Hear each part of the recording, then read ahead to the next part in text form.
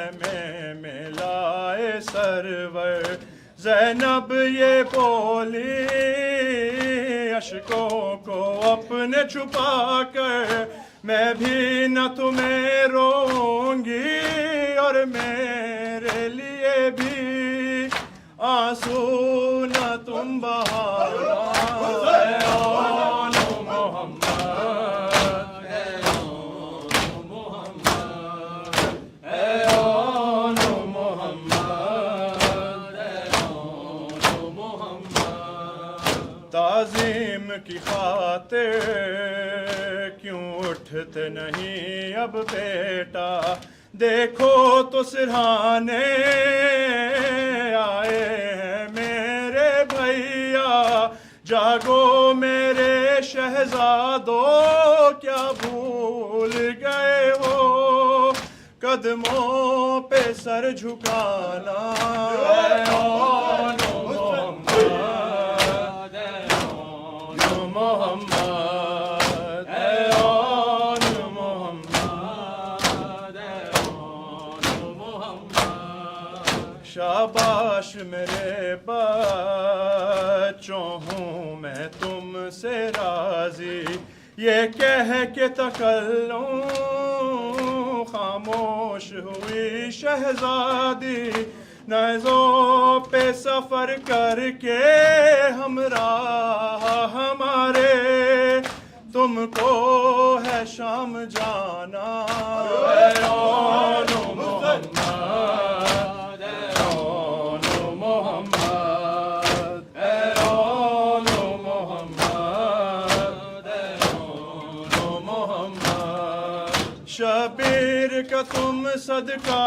ہو اب خیمے میں بیٹا تم لوٹ کر نانا اے آن محمد اے آن محمد یا حسین یا حسین یا حسین یا حسین یا حسین یا حسین یا حسین یا حسین یا حسین یا حسین یا حسین یا حسین یا حسین یا حسین یا حسین یا حسین شبیر اگر تیری عزاداری نہ ہوتی شبیر اگر تیری عزاداری نہ ہوتی شبیر اگر تیری عزاداری نہ ہوتی مظلوم کی دنیا میں مظلوم کی دنیا میں طرفداری نہ ہوتی شبیر اگر تیری عزاداری نہ ہوتی شبیر اگر تیری عزاداری نہ ہوتی شبیر کا مقصد جو سمجھ لیتا زمانہ شبیر کا مقصد جو سمجھ لیتا زمانہ قرآن کو سمجھنے میں قرآن کو سمجھنے میں یہ دشواری نہ ہوتی شبیر اگر تیری عزاداری نہ ہوتی شبیر اگر تیری عزاداری نہ ہوتی ان آنکھوں میں مولا کی ان آنکھوں میں مولا کی جو غم خواری نہ ہوتی شبیر اگر تیری عزاداری نہ ہوتی شبیر اگر تیری عزاداری نہ ہوتی شبیر کا مقصد جو سمجھ لیتا زمانہ شبیر کا مقصد جو سمجھ لیتا زمانہ قرآن کو سمجھنے میں قرآن کو سمجھنے میں یہ دشواری نہ ہوتی شبیر اگر تیری عزاداری نہ ہوتی شبیر شبیر اگر تیری عزاداری نہ ہوتی. شرمندہ سکینہ سے اگر ہوتا نہ پانی, شرمندہ سکینہ سے اگر ہوتا نہ پانی, یہ رسم سبھی لوگوں کی, یہ رسم سبھی لوگوں کی کبھی جاری نہ ہوتی. شبیر اگر تیری عزاداری نہ ہوتی, شبیر اگر تیری عزاداری نہ ہوتی, شبیر اگر تیری عزاداری نہ ہوتی. ناموں سے پیغمبر کو جو پہچانتی دنیا, ناموں سے پیغمبر کو جو پہچانتی دنیا, زینب کے کھلے سر پہ, زینب کے کھلے سر پہ یہ سنگ باری نہ ہوتی. شبیر اگر تیری عزاداری نہ ہوتی, شبیر اگر تیری عزاداری نہ ہوتی, شبیر اگر تیری عزاداری نہ ہوتی. غازی تیرے جیسا جو علمدار نہ ہوتا, غازی تیرے جیسا جو علمدار نہ ہوتا, دنیا میں علم ہوتے, دنیا میں علم ہوتے, علمداری نہ ہوتی. شبیر اگر تیری عزاداری نہ ہوتی, شبیر اگر تیری عزاداری نہ ہوتی, شبیر اگر تیری عزاداری نہ ہوتی. جنت میں قدم رکھتے نہیں سرور و ریحان, جنت میں قدم رکھتے نہیں سرور و ریحان, جنت میں جو مولا کی, جنت میں جو مولا کی عزاداری نہ ہوتی. شبیر اگر تیری عزاداری نہ ہوتی. یا حسین,